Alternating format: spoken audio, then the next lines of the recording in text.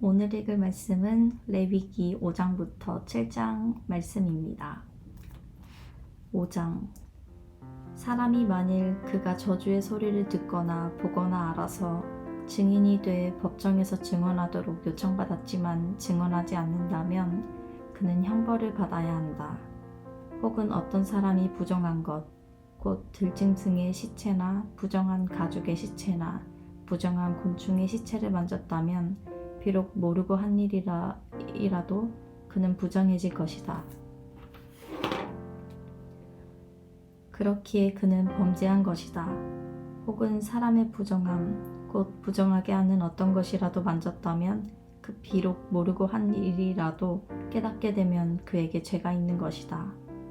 혹은 어떤 사람이 우발적으로 좋은 것이든 나쁜 것이든 그 어떤 것을 행하기로 맹세를 했다면 비록 모르고 한 것이라도 그것을 깨닫게 되면 그에게 죄가 있는 것이다.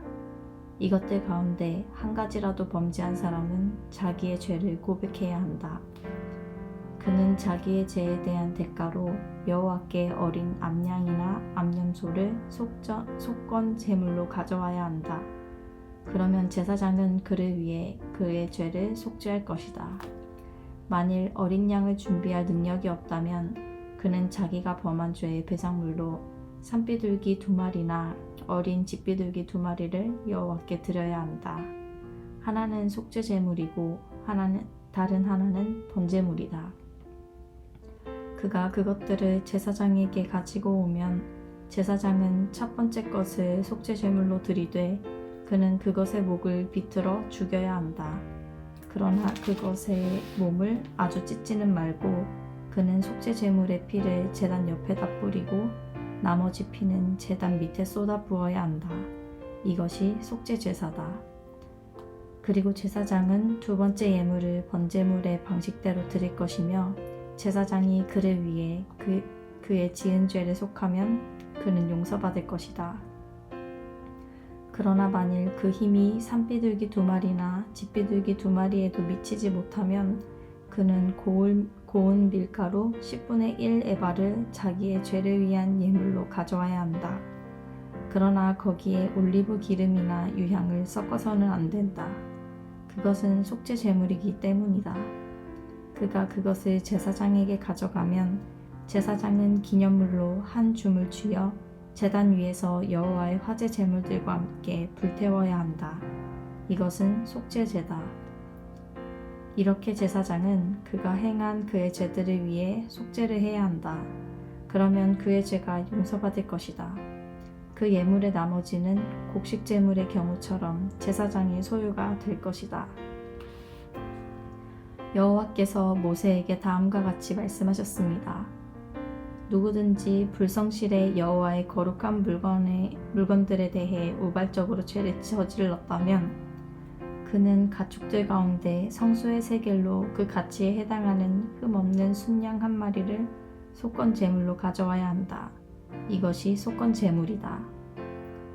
그는 또한 거룩한 물건들에 대한 자신의 죄의 대가를 갚을 때 그 값에 5분의 1의 값을 더해 제사장에게 주어야 한다. 그러면 제사장은 배상의 예물로 순양을 가지고 그를 위해 속죄해야 한다.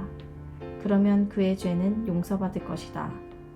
여호와께서 행하지 말라고 명령하신 것을 행해 범죄했다면 그것을 깨닫지 못하더라도 그는 범죄한 것이다. 그에 대한 책임이 있는 것이다.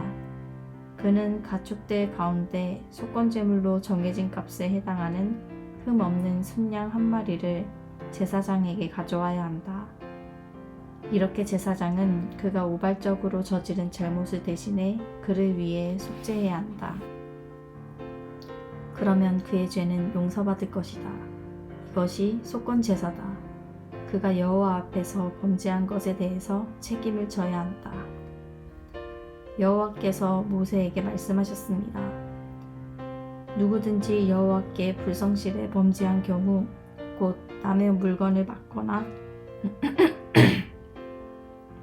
담보로 잡거나 강도질하거나 이웃의 소유를 부당하게 빼앗거나 혹은 남이 잃은 물건을 차지하고도 거짓으로 부인하거나 가짜로 맹세하는 등의 범죄들 가운데 어느 하나라도 행했다면, 그와 같이 범죄했다면 그는 그것에 대해서 배상해야 한다. 곧 훔친 대로, 빼앗은 대로, 자기에게 맡겨진 대로, 남이 잃은 물건을 가져간 대로, 무엇이든지 가짜로 맹세한 대로 배상해야 한다. 그는 그것을 전부 배상하고 그 가치의 5분의 1의 값을 더해 속건 제물을 드릴 때 원래 주인에게 주어야 한다. 그리고 그는 여호와께 대한 자신의 속건 제물로 제사장이 정한 값에 해당하는 흠없는 순양 한 마리를 제사장에게 가져와야 한다. 제사장은 여호와 앞에서 그를 위해 속죄해야 한다. 그러면 그가 행하고 범죄한 것을 용서받게 될 것이다. 여호와께서 모세에게 말씀하셨습니다. 아론과 그 아들들에게 이렇게 명령하여라. 이것은 범죄물에 관한 규례다. 범죄물은 제단 위 제물을 태우는 곳에 밤새 올려져 아침까지 있어야 하고, 제단의 불은 그곳에서 계속 불타올라야 한다. 제사장은 고운 삼배로 만든 긴 겉옷과 속바지를 입고서 제단 위에서 불에 타고 재만 남은 번제물을 가져다 제단 옆에 두어야 한다. 그 후에 그는 고운 삼배옷을 입고 일상적인 옷으로 갈아입고 나서 그 재를 이스라엘의 야영지 밖 정결한 곳으로 내가야 한다. 제단 위의 불은 그곳에서 계속 타고 있어야 하고 꺼져서는 안 된다.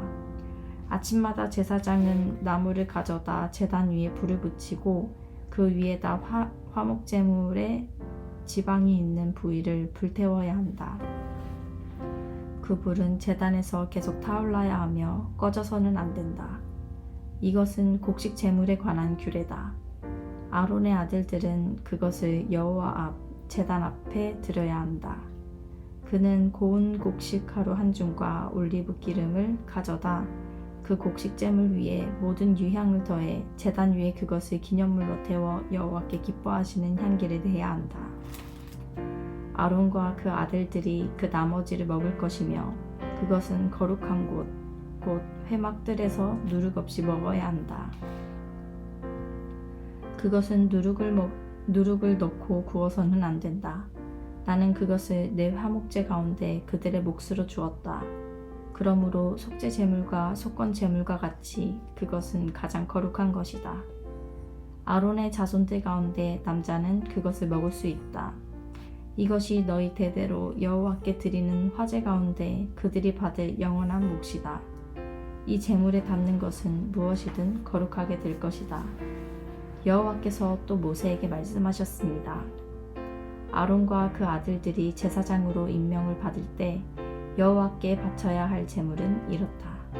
정기적인 곡식 제물의 경우처럼 고운 가루 10분의 1 에바를 준비해 2분의 1은 아침에, 2분의 1은 저녁에 드려야 한다. 그것을 얇은 철판 위에 올리브 기름을 섞어 만드는데, 그것을 잘 반죽해 곡식 제물처럼 잘게 잘라 구워라. 그러고 나서 그것을 여호와께서 기뻐하시는 향기로 드려야 한다. 아론의 아들들 가운데 아론의 뒤를 이어 제사장으로 임명받은 제사장은 이것을 영원한 규례로 여호와께 드려야 한다. 이것은 완전히 불태워야 한다. 제사장이 드리는 모든 곡식은 완전히 불태울 뿐 먹어서는 안 된다. 여호와께서 모세에게 말씀하셨습니다. 아론과 그 아들들에게 이렇게 말하여라. 이것은 속죄 제물에 관한 규례다.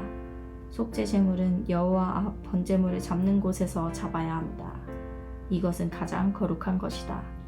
죄로 인해서 그것을 드리는 제사장은 그것을 먹어야 한다.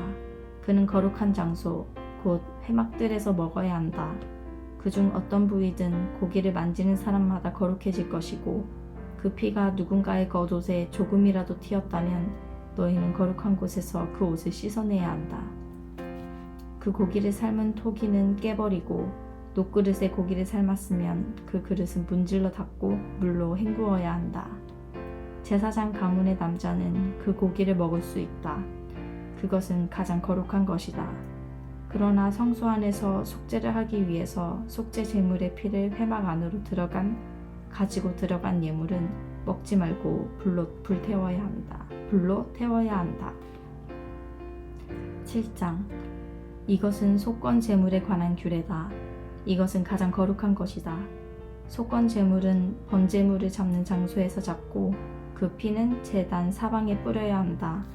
그 예물의 모든 기름을 바쳐야 한다. 곧 기름진 꼬리와 내장을 덮고 있는 기름, 두 콩팥과 거기 허리 주변에 붙은 기름, 간의 거풀을 콩팥들과 함께 바쳐야 한다. 제사장은 그것들을 여호와께 화제로 드리는데 제단 위에서 태워야 한다. 이것이 속건 제물이다. 제사장 가문의 남자는 그것을 먹을 수 있지만 거룩한 곳에서 먹어야 한다. 그것은 가장 거룩하다. 속건 제물은 속죄 제물과 같이 동일한 규칙이 적용된다. 곧 그 제물은 속죄를 행하는 제사장의 몫이 된다. 어떤 사람의 번제물을 드리는 일을 한 제사장은 그 사람이 드린 번제물의 가죽을 가질 것이다. 화덕에 구워진 모든 곡식 제물과 얕은 소티나 조리용 판에서 준비된 모든 곡식 제물도 그것을 여호와께 드리는 일을 하는 제사장의 소유가 되고, 올리브 기름과 섞었든 섞지 않았든 곡식 제물은 모두 아론의 모든 아들들이 똑같이 나누어 가져야 한다. 여호와께 바치는 화목 제물에 관한 규례는 이렇다. 감사의 표시로 화목 제물을 드리면 이 감사의 예물을 누룩 없이 올리브 기름을 섞은 두꺼운 빵과 누룩 없이 올리브 기름만 바른 납작한 빵과 고운 가루로 잘 반죽해 올리브 기름을 섞은 빵을 드려야 한다. 감사의 표시로 드리는 화목 제물과 함께 누룩을 넣어 만든 빵을 드려야 한다. 그와 같이 각 종류의 빵 가운데 하나씩 가져와서 여호와께 예물로 드려야 한다. 그것은 화목제물에 피를 뿌리는 제사장의 소유가 돼야 한다. 그 감사의 표시로 드려진 화목제물의 고기는 제물을 드리는 날에 먹어야 하고 아침까지 남기면 안 된다. 그러나 예물이 맹세를 이루기 위한 제물이거나 자원에서 드리는 제물이라면 희생 제물은 드리는 날에 먹을 것이며 나머지는 다음 날 먹어야 한다. 3일째 되는 날까지 남은 고기는 불태워야 한다.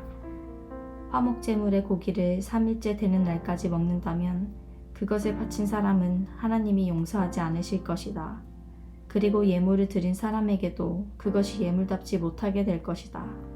오히려 그것은 가증한 것이며 그것을 먹는 사람은 죄값을 져야 한다. 부정한 것에 닿은 고기는 먹어서는 안 된다. 그것은 불태워야 한다. 정결한 사람은 고기를 먹을 수 있으나 부정한 가운데 있는 사람이 여호와께 드린 화목제물의 고기를 먹는다면 그런 사람은 그의 백성 가운데서 끊어질 것이다. 부정한 것, 곧 부정한 사람이든 부정한 동물이든 어떤 부정하고 가증스러운 것을 만져서 부정해진 후에 여호와께 드린 화목제물의 고기를 먹었다면 그런 사람은 그의 백성에게서 끊어질 것이다. 여호와께서 모세에게 말씀하셨습니다. 이스라엘 백성들에게 말하여라. 소나 양이나 염소의 기름은 어떤 것이든지 먹지 말아야 한다. 스스로 죽은 동물의 기름이나 들짐승에게 찢겨 죽은 짐승의 기름은 다른 목적으로 사용될 수 있으나 너희가 먹을 수는 없다. 여호와께 화제로 드리는 제물 가운데 나온 짐승의 기름을 먹는 사람은 자기 백성으로부터 끊어질 것이다. 너희는 어디에서 살든 새나 동물의 어떤 피도 먹지 말라. 피를 먹은 사람은 그의 백성에게서 끊어질 것이다. 여호와께서 모세에게 말씀하셨습니다. 이스라엘 백성들에게 말하여라. 여호와께 화목제물을 가져오는 사람은 여호와께 드리는 화목제물들의 희생물 가운데 일부를 여호와께 예물로 가져와야 한다. 그는 여호와께 화제로 드리는 제물을 스스로 가져와야 한다. 그는 기름과 함께 가슴살 부위를 가져오고 가슴살 부위는 여호와 앞에서 흔들어 바치는 예물로 여호와께 드려야 한다. 제사장은 그 기름을 제단에서 태워야 하지만 가슴살 부위는 아론과 그 아들들의 것이 될 것이다. 화목제물의 오른쪽 뒷다리를 들어 올려 바치는 예물로 제사장에게 주어야 한다. 아론의 아들들 가운데서 화목제물의 피와 기름을 여호와께 드리는 일을 하는 제사장은 자신에게 주어진 한 몫으로 오른쪽 뒷다리를 가질 수 있다. 내가 이스라엘 백성이 낸 화목제들 가운데서 제물들 가운데서 흔든 가슴살 부위와 드려진 오른쪽 뒷다리를 이스라엘 백성에게서 받아 제사장 아론과 그 아들들에게 영원한 몫으로 주었다. 이것은 아론과 그 아들들이 제사장으로 여호와를 섬기도록 임직된 날에 드린 여호와의 화제물 가운데서 아론이 받는 몫이며 그 아들들이 받는 몫입니다. 그들이 임직하던 때 여호와께서 이스라엘 백성들에게 이것을 그들에게 주도록 명령하셨습니다. 그것은 대대로 주어진 영원한 몫입니다. 이 상은 번제물과 곡식제물과 속죄제물과 속건제물과 성결케 하는 제물과 화목제물에 관한 규례입니다. 이것은 여호와께서 신의 광야에서 이스라엘 백성을 향해 여호와께로 예물을 가져오라고 명령하셨던 때에 신의 산에서 여호와께서 모세에게 명령하신 것입니다. 아멘.